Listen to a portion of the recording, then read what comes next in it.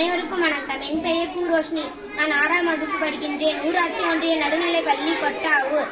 என் பெயர் வீரமங்கை வேலாச்சார். வணிகம் செய்ய வந்த ஆங்கிலேயர் சிறிது சிறிதாக நம் நாட்டை கைப்பற்றிக் கொண்டனர். அவர்களை எதிர்த்து வீரப்போர் புரிந்தவர்கள் பலர். அவர்களுள் வெற்றியும் பெற்றவர் சிலரே.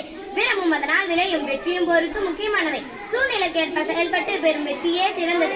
விடுதலை போரில் ஆண்களுக்கு நிகராக செயல்பட்டு வெற்றி வாகை சூடிய பெண்களுள் ஒருவரான வேலுநாச்சியார் ராமநாதபுரத்தை ஆட்சி செய்த செல்லமுத்து மன்னரின் ஒரே மகள். தாய்மொழியாகிய தமிழ் மட்டுமல்லாமல் ஆங்கிலம், பிரெஞ்சு, உருது ஆகிய மொழிகளையும் சிறப்பாக கற்றார். சிலம்பம், குதிரை ஏற்றம், வாள், போர், வில்பயிற்சி ஆகியவற்றையும் முறையாக கற்றுக்கொண்டார். சிவகங்கை மன்னர் முத்துவடுகாநாதரை மணந்து மகிழ்ச்சியோடு வாழ்ந்து வந்தார். காளையார் கோவிலில் நடைபெற்ற போரில் முத்துவடுகாநாதர் ஆங்கில படையுடன் போரிட்டு வீரமரணம் அடைந்தார்.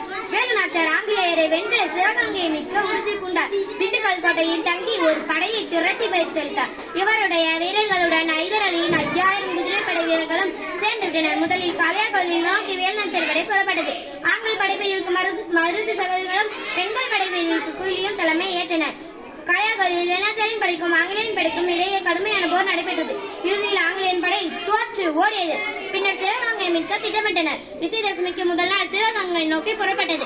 படை வழியில் உடையாளுக்காக நடப்பட்ட நடுக்கல் முன்பு குதிரையில் இருந்து இறங்கினார் வேலுநாச்சியார். தாம் வைத்திருந்த தாலியை எடுத்து அந்த நடுக்கலுக்கு காணிக்கையாக செலுத்தி வணங்கினார். அருகில் நின்ற வீரர்கள் உடையால் புகுங்க என்று முழக்கமிட்டனர்.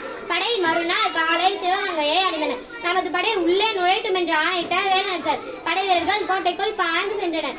ஆங்கிலேயரின் படையுடன் கடுமையாக போரிட்டனர். இறுதியில் ஆங்கிலேயரின் படை தோல்வியடைந்து கோட்டையை விட்டு ஓடியது.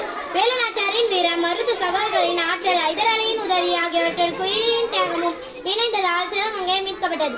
இத்தகைய ஆற்றலும் தைரியமும் பன்முக திறமையும் கொண்ட வேலுநாச்சியாரை போல நாமும் எப்போதும் தைரியத்தோடு செயல்பட்டு அறுதிக்கு குரல் கொடுத்து சமூகத்துள் சிறந்த பெண்ணால் திகழ்வோம். நன்றி.